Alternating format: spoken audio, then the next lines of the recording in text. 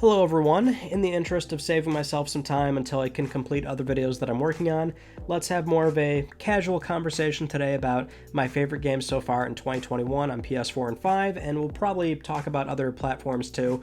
It's just that, well, the holiday season, it's not dry per se, but there's a lot of games that we know were, well, we kind of saw coming that they were going to slip into the first quarter of 2022 or 2020, or the second quarter of 2022, right? So there's a lot of games that we were hoping would release this year, but that's not really happening.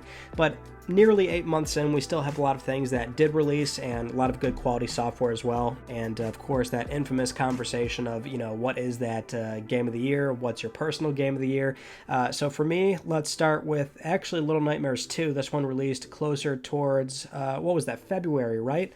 Love the first game. I think a lot of people really fell in love with that game just for the, without even playing it, you can see exactly what it's going for, right? Puzzle, horror-esque, creepy, it's a really weird, it really is eerily creepy when you're playing it, right? Especially if you got headphones on, lights out. It's just the perfect type of experience. And I've said this a few times before, but it's like I love when something is on the shorter side and you can finish it in a weekend, right? And I think the first game is rather short. We're talking like 7-8 hours or something like that, and I think that's to do everything. I actually played the first game on a second account because I just wasn't 100% interested in doing the full platinum, but that was something where I did it in like one night, and it was an awesome experience. So when the sequel was announced, I'm like, oh yeah, sign me up, right? Buying that right away. And so that's actually, well, in fairness, I didn't actually finish the second one just yet. So the same deal here, right? I started it on the second account and got what I feel like is halfway through it. And then it's like, well, nowadays I'm trying to be more mindful of games that I know have a relatively straightforward and fast platinum. So, eventually I want to do another one of those trophy challenge type videos where so many of you keep requesting that. I want to try and do one possibly sometime, before the end of the year comes, right? I want to get another one of those out, but I have to be aware of games that I know can be finished in like at least a day or a day and a half, because I want to avoid those really cheap platinums where they can be done in like 2, 3, 4 hours. If we're talking about a lot of games that are done in 1 month, there's just no way you can do a game that's like more than 15 to 20 hours. It's not gonna, it doesn't work, right? So if I want to focus on quality good games that are still like, I guess, respectable platinums, that's kind of one of them. And so I'm saving that for possibly revisiting for a trophy challenge. But Little Nightmares 2, same deal there. I think they're still hitting on all the same beats that the first one did. The other game that I wanted to call out was Chicory, A Colorful Tale on PlayStation 4 and 5 as well. Such a gorgeous looking game, and I love stuff like this, right? It's always something where the presentation alone just sets it apart from everything else. And so Chicory is kind of like a top-down Zelda-esque adventure game. A lot of puzzle solving, but you're coloring the environment more or less. So the quick synopsis here is that the paint or the color of the world was taken away, and so you have this paintbrush where you can fill in the environment, and that kind of ties into the puzzle solving of trying to advance into the next area. And so Chicory is just such a creative way to present and play out a game, right? I love that kind of stuff. And this was one that PlayStation was signal boosting for quite a bit prior to it coming out. And so I was like, all right, maybe I should jump into this. And Chicory is definitely one worth checking out. You also saw recently that I picked up Subnautica Below Zero on PlayStation 5. This is another game that I really loved the first one. And so I'm quite pleased to see that not only did this game get a sequel, but more of a proper sequel. If you played the first Subnautica and maybe it wasn't completely your thing because of more of the performance hiccups, then perhaps the second one will speak to you in that it feels a bit tighter of an experience and the performance is a bit better, especially if you're playing on PS5. You can tell that first one is very much, kind of a lower budget, small team, Steam release that did eventually come to console. So Below Zero is really cool because it's the narrative is more in your face, right? Subnautica has it, but Below Zero is really trying to tell a meaningful story. And it's one of those experiences too where it's a bit, again, it's tighter of an experience in that I believe the world is smaller and there's not nearly as many enemies or things going on in the environment. I haven't completely like explored everything in that game, but I'm just loving what I've played so far.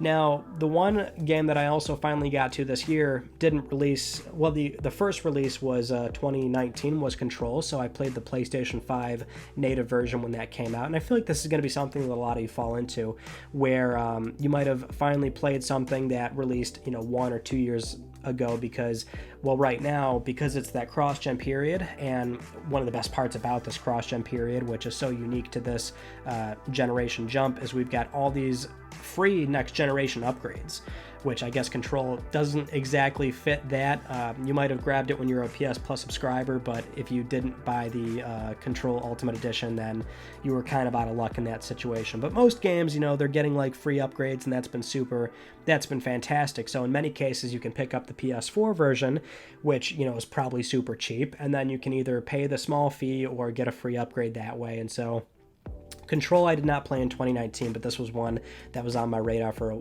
quite a while, and I'm glad that I finally got around to playing it, because, man, this game is a lot better than I thought, and it was a bit slow for me. I wasn't really feeling it. The controls, well, no pun intended here, but the controls were, they felt great. I like the snappy and responsive gameplay, and once you pick up more of those powers. Also, I like, like Control has that whole, they're, inspired by the, what's it called?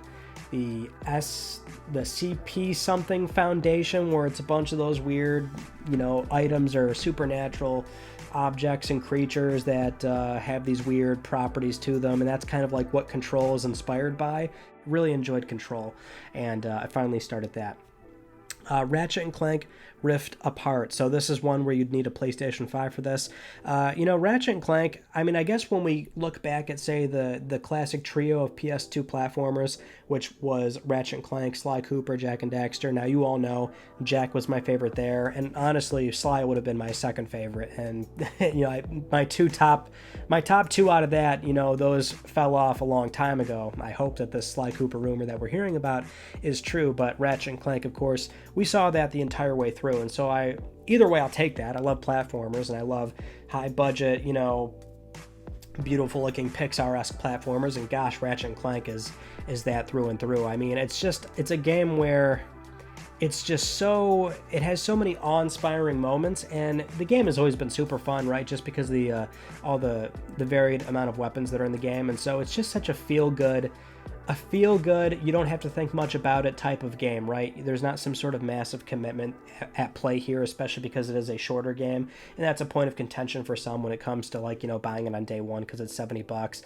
Don't buy on day one if you're or wait for a sale, of course, if you want to be mindful about how much time you get out of your games, because you can do all of Rift Apart with the platinum included in about 12 to 15 hours, I'd say. And I'm almost always slower with games, almost always. And I noticed that when I did the 30 platinums video, because that really highlighted to me how much longer I spend with games, and for one reason or another, I just explored the environment way too much, or I kind of just sit back and kind of experiment or reload checkpoints just for the fun of it, or whatever, right? But I think I got like 20 hours out of that game. I don't know. I'll have to check the clock, the counter on the PlayStation 5's profile UI system, so I can finally see that. But Ratchet & Clank is just such a crazy good looking game. It's a fun game. It's one of those experiences where for me it fires on every cylinder, and that it's shorter, so it can be done in a weekend. It's a platformer. It's just a feel good experience, fun creative gameplay. There is a good story there that maybe it's on the side of like more predictable and kind of like what's the word I'm looking for here? Cliche, maybe that's a good way to put it, but who cares, right? It's just you can't not have fun with it. And I'll just put it out there, I would die for Rivet. Love her, great character. And now we'll probably get to what is so far my game of the year, which is it's Returnal. I gotta say it's Returnal. So that was a game where we did a full dedicated platinum run video. It was about an hour long, which videos like those take so long to put together, but it was so worth it because I wanted to share my first initial experiences with that game, as every single sort of encounter and boss and things like that popped up. And if you go back and watch that, a lot of it was unfortunately a bit of a anxiety ridden or frustrating experience just due to like the trophies, right? But besides the trophies, which if like, let's say my trophies really, let's say I succumbed to that messed up patch where it like totally corrupted a save file, or I had to do survey trophies again, which that probably would have been like the worst case scenario, because you have to keep running through rooms so many times to pick up collectibles, and it's all randomly generated, so you don't have much control over being able to get that done in a timely manner. But if those things went really bad for me, I would have happily done them again, and Returnal is a game that I occasionally revisit just to do some runs over again, because the gameplay is so good. And this was Housemarque's first attempt at tying in a narrative to what is their gameplay heavy experiences, and largely I think they did quite well. My only downside to this, and this is probably where comparatives start to come in for something like Hades, where that finally shipped on PlayStation 5 and PlayStation 4, so a lot of people are playing that, and naturally some comparatives are being brought up because they're two roguelites that tie in a narrative to their gameplay. That's one where I think Returnal maybe falls a bit short. I loved where they were going initially, and some of the house sequences were really, I don't know what's not inspiring, but inquisitive, right? Like I wanted to learn more, and as I picked up the scout logs and I got more invested into the story. I think the problem here is there was no big payoff. So if you, no spoilers of course, but when finishing Returnal, you don't really get a true answer as to what really happened, and that's fine. But if I finish the game and I'm not totally sure what went down entirely, and so I go online and look up Reddit threads or something on Reset Era, something where people are talking about the game, and if there's no clear-cut answer and it's one of those up to interpretation kind of things, I'm not really a big fan of those. I kind of like when there's some sort of canonical, this is what happened and this is why it happened sort of thing. And with Returnal, there's actually no clear-cut answer as to exactly what the ending meant. I guess there's kind of like a general hierarchy of what went down, but that's not really for me. Whereas I think Hades, at least right now, it seems like that's Hades' stronger point, because from a gameplay point of view, they are quite different, right? You've got the isometric view and Hades, and then you've got this 3D bullet hell style action going on in Returnal, which they're both great, of course, but they're doing two different things in that respect. And quite honestly, that's what I played the most of to feel comfortable really talking about in terms of my favorite games. The two games that I really want to jump into relatively soon is It Takes Two, and you also saw that I picked up Final Fantasy VII Remake Intergrade, because that was one game that I spent a lot of time with recently, was the original Final Fantasy VII on PlayStation 4, which is inherently, for the most part, the PS1 game, but it's got a full trophy list, and I put 60 hours into that, so that was such a fantastic revisit to that, because it's been so long since I played the original, maybe like 10 years since the last time I played it, and so I kind of forgot all the story beats past Midgar, and so I can't wait to, having played the original so close to what I will soon be starting for Intergrade, that's what really excites me, and I imagine that's going to be a big one for me once I start it. In terms of other platforms outside of the PlayStation ecosystem, for Switch, Bowser's Fury, so a little confession here, I try to buy most platforms and most big releases because I love everything basically, but I did not pick up a Wii U. I skipped that entire hardware cycle, and it's not like I didn't want one, but as time pressed forward and it became less and less of like what I wanted or what I was interested in, and then Switch was announced, and I fell in love with that right away, as a lot of people did, because it was such a great take on what Nintendo's next set of hardware should look like, which is a hybrid of play on the TV, on the go, and you've got this high quality console performance on the go, which is reminiscent of Vita. And so I'm enjoying the fact that a lot of Wii U titles have migrated over to Switch, and I'm able to play the games that way. And so for Bowser's Fury, goes right into what we discussed. Not only can I play Super Mario 3D World, but Bowser's Fury is quite short, and I love 3D Marios. They're just some of the best platformers out there, so you can't really go wrong with that.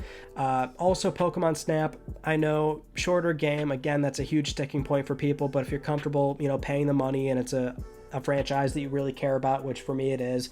I'm sure for some of you, where if you're a long-time viewer of this channel, you know that before these generation of consoles came out, PS5 and the Series X, there's almost always Pokemon plushies over there. And then over in this section, you can see I have, boxed original copies of Ruby, Sapphire, Heart Gold, Soul Silver. I'm a huge Pokemon fan, so having, a new take on Pokemon Snap, you can't go wrong with it, and I loved that. Also, Mario Golf Super Rush.